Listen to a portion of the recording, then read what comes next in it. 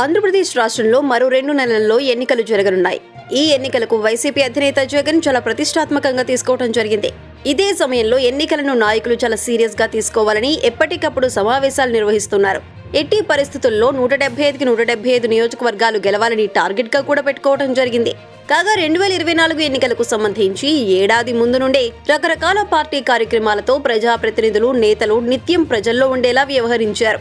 గడప గడపకు మన ప్రభుత్వం, జగనన్నకు చెబుదాం, జగనన్న ఆరోగ్య సురక్ష, వైసీపీ సామాజిక బస్ యాత్ర ఇలా పలు కార్యక్రమాలు చేపట్టడం జరిగింది.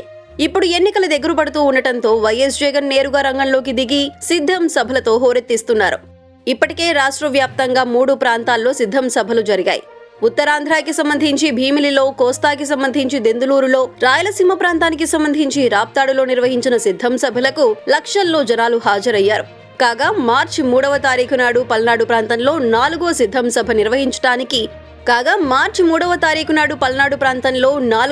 సభ నిర్వహించడానికి వైసీపీ అధిష్టానం రెడీ అవుతుంది.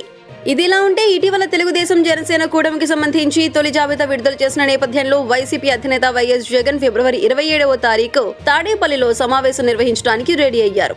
తాడేపల్లిలో సీకే కన్వెన్షన్ లో సీఎం జగన్ అధ్యక్షతన ఈ మీటింగ్ జరగనుంది.